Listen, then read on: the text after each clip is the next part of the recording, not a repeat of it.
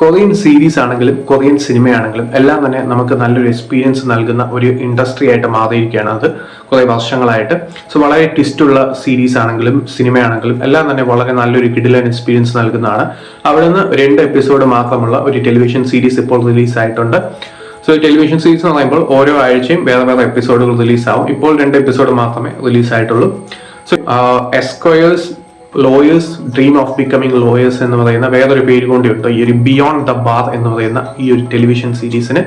So ഈ ഒരു സീരീസിൽ പറയുന്ന കഥ ഈ ഒരു അറ്റോർണി ഹയർസ് ന്യൂ ആയിട്ട് ഹയർ ചെയ്യുന്ന ഇന്റേൺസ് ആ ഒരു വർക്ക് പ്ലേസിൽ നടക്കുന്ന പൊളിറ്റിക്സും ആ ഒരു ലീഗലായിട്ടുള്ള സംഭവങ്ങളും അവരെന്തൊക്കെയാണ് പേഴ്സണൽ ലൈഫിൽ എന്തൊക്കെയാണ് ഫേസ് ചെയ്യുന്നത്, പ്രൊഫഷണൽ ലൈഫിൽ എന്തൊക്കെയാണ് ഫേസ് ചെയ്യുന്നത്, ആ ഒരു പോയിന്റിൽ കൂടി സഞ്ചരിക്കുന്ന ഒരു സീരീസ് ആണ് ഈ ഒരു ബിയോണ്ട് ദ ബാർ എന്ന് പറയുന്ന ഈ ഒരു വെബ് സീരീസ്.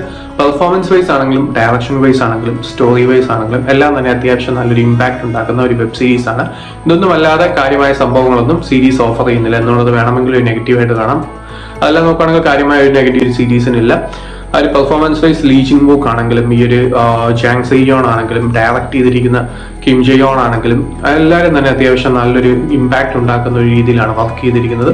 സോ അതാണ് ഈ ഒരു സീരീസിന്റെ ഹൈലൈറ്റ്. സോ ഇങ്ങനെയുള്ള സബ്ജക്ട്സ് ആണ് താല്പര്യമുള്ളത് കണ്ടു നോക്കാം. ഇതിപ്പോൾ നെറ്റ്ഫ്ലിക്സിൽ അവൈലബിൾ ആണ്.